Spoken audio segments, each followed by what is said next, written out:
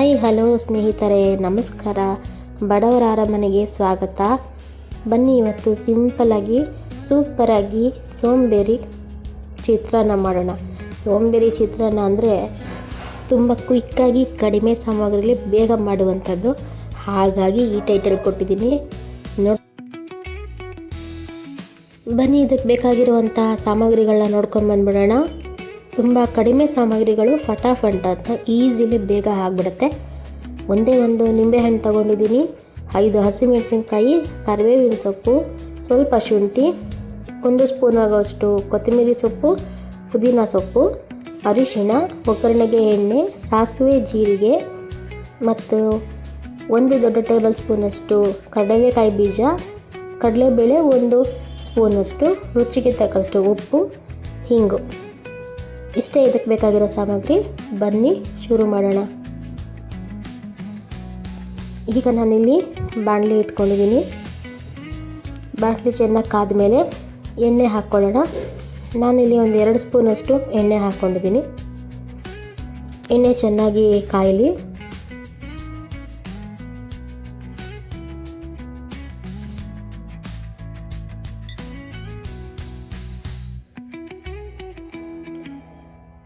ಎಣ್ಣೆ ಚೆನ್ನಾಗಿ ಕಾದ ನಂತರ ಸಾಸಿವೆ ಹಾಕ್ಕೊಳ್ತಾ ಇದ್ದೀನಿ.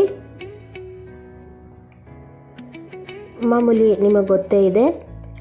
ಸಾಸಿವೆ ಹಾಕಿದ ಮೇಲೆ ಸಾಸಿವೆ ಸಿಡೀಲಿ. ಸಾಸಿವೆ ಚೆನ್ನಾಗಿ ಸಿಡೀಲಿ.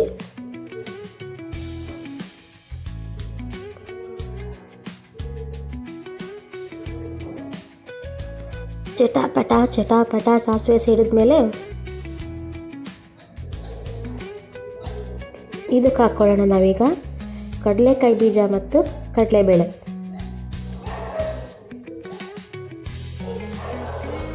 ಈಗ ಇದನ್ನು ಚೆನ್ನಾಗಿ ಫ್ರೈ ಮಾಡ್ಕೊಳ್ಳೋಣ.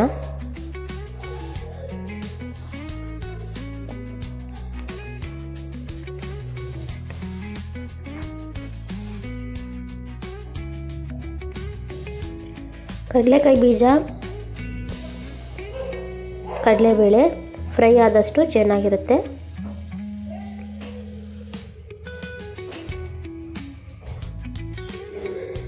ಈಗಲೇ ಇದಕ್ಕೆ ಹಾಕ್ಕೊಳ್ತಾ ಇದ್ದೀನಿ ಜೀರಿಗೆ,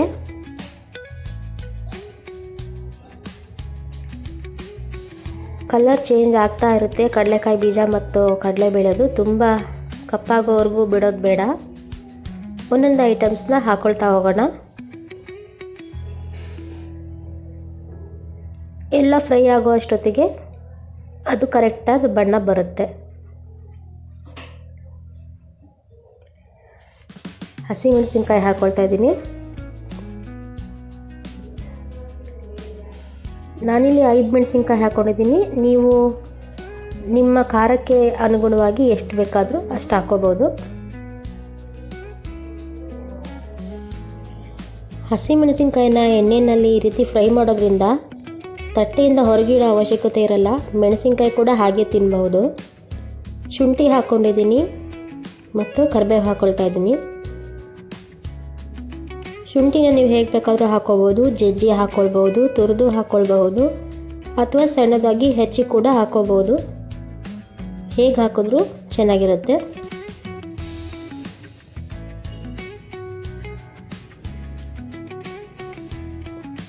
ಶುಂಠಿ ಏನಿದೆಯಲ್ಲ, ಆ ಶುಂಠಿ ಹಸಿ ವಾಸನೆ ಹೋಗಬೇಕು, ಅಲ್ಲಿವರೆಗೂ ಉರಿಯೋಣ.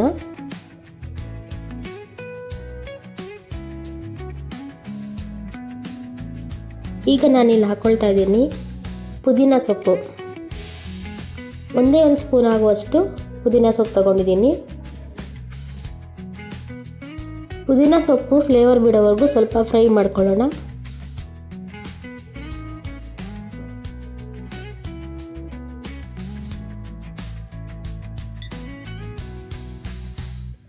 ಸ್ವಲ್ಪ ಬಣ್ಣ ಚೇಂಜ್ ಆದರೆ ಸಾಕು. ಪುದೀನ ಹಿಂಗೆ ಹಾಕ್ಕೊಳ್ತಾ ಇದ್ದೀನಿ. ಹಿಂಗು ಖಂಡಿತ ಹಾಕ್ಕೊಳ್ಳಿ. ಹಿಂಗೆ ಹಾಕಿದರೆ ಅದರ ಟೇಸ್ಟು ಬೇರೆಯೇ ಇರುತ್ತೆ. ತುಂಬ ಸಿಂಪಲ್ಲಾಗಿ, ತುಂಬ ಕ್ವಿಕ್ಕಾಗಿ ಮಾಡುವಂಥ ಅಡುಗೆ.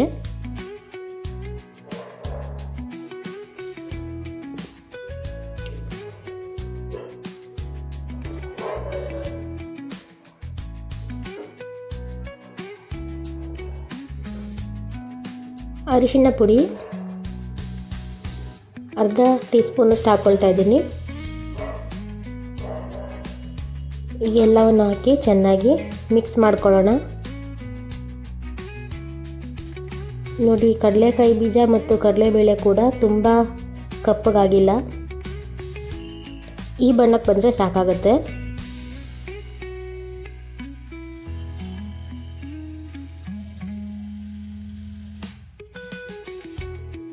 ಪುದೀನ ಸೊಪ್ಪು ಕೂಡ ಕಾಣಿಸ್ತಾ ಇಲ್ಲ, ಚೆನ್ನಾಗಿ ಫ್ರೈ ಆಗಿದೆ. ನಾನೀಗಿಲ್ಲಿ ರೈಸ್ ಹಾಕ್ಕೊಳ್ತಾ ಇದ್ದೀನಿ.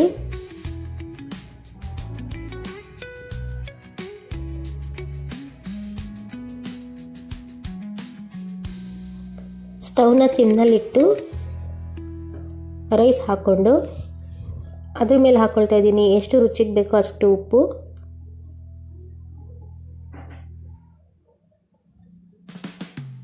ಕೊತ್ತಂಬರಿ ಸೊಪ್ಪು ಮತ್ತು ಏನು ತಗೊಂಡಿದ್ವಲ್ವ ನಿಂಬೆಹಣ್ಣು, ಒಂದು ನಿಂಬೆಹಣ್ಣನ್ನು ಪೂರ್ತಿ ಹಾಕ್ತಾ ಇದ್ದೀನಿ.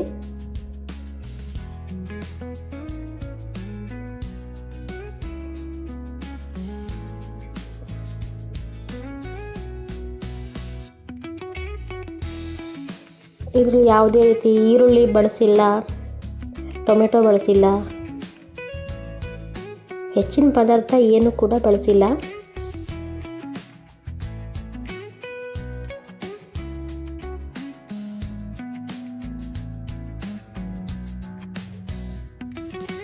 ಟೇಸ್ಟ್ ಮಾತ್ರ ಅದ್ಭುತವಾಗಿರುತ್ತೆ. ಒಮ್ಮೆ ಟ್ರೈ ಮಾಡಿ ನೋಡಿ. ಈಗ ಇದನ್ನು ಎಲ್ಲ ಮಿಕ್ಸ್ ಮಾಡಿ ಚೆನ್ನಾಗಿ ಫ್ರೈ ಮಾಡ್ಕೊಳ್ಳೋಣ ರೈಸ್ ಸಮೇತ.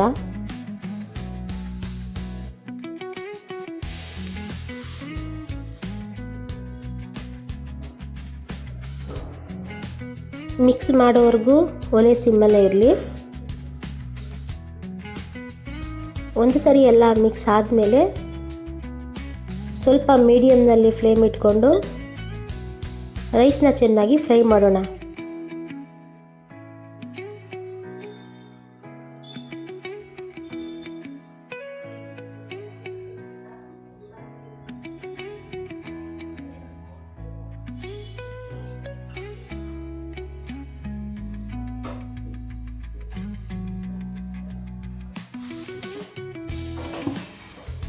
ಇಷ್ಟೇ, ಮುಗೀತು ನಮ್ಮ ಸಿಂಪಲ್ ಸೋಂಬೇರಿ ಚಿತ್ರಾನ್ನ. ನೋಡಿ ಎಷ್ಟು ಚೆನ್ನಾಗಾಗಿದೆ.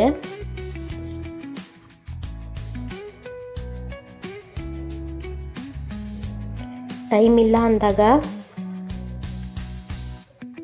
ಖಂಡಿತ ಇದನ್ನು ಟ್ರೈ ಮಾಡಿ. ಟೇಸ್ಟು ಚೆನ್ನಾಗಿರುತ್ತೆ, ಬೇಗನೂ ಆಗುತ್ತೆ. ರೆಡಿ ಆಯಿತು ನಮ್ಮ ಸಿಂಪಲ್ ಸೂಪರ್ ಸೋಂಬೇರಿ ಚಿತ್ರಾನ್ನ. ಟ್ರೈ ಮಾಡಿ ಒಮ್ಮೆ, ಹೇಗೆ ಬಂತು ಅಂತ ನನಗೆ ಕಮೆಂಟ್ ಮಾಡಿ ಹೇಳಿ. ನನ್ನ ಚಾನಲ್ಗೆ ಯಾರೆಲ್ಲ ಇನ್ನೂ ಸಬ್ಸ್ಕ್ರೈಬ್ ಮಾಡ್ಕೊಂಡಿಲ್ಲ ದಯವಿಟ್ಟು ಸಬ್ಸ್ಕ್ರೈಬ್ ಮಾಡ್ಕೊಳ್ಳಿ. ಲೈಕ್ ಮಾಡಿ, ಶೇರ್ ಮಾಡಿ, ನಿಮ್ಮ ಅನಿಸಿಕೆ ಅಭಿಪ್ರಾಯಗಳನ್ನು ಕಮೆಂಟ್ ಮಾಡಿ ಹೇಳಿ. ಫೇಸ್ಬುಕ್ನಲ್ಲಿ ನೋಡ್ತಿದ್ರೆ ಫಾಲೋ ಮಾಡ್ಕೊಳ್ಳಿ. Thank you for watching my videos. ಮತ್ತೆ ಸಿಗ್ತೀನಿ.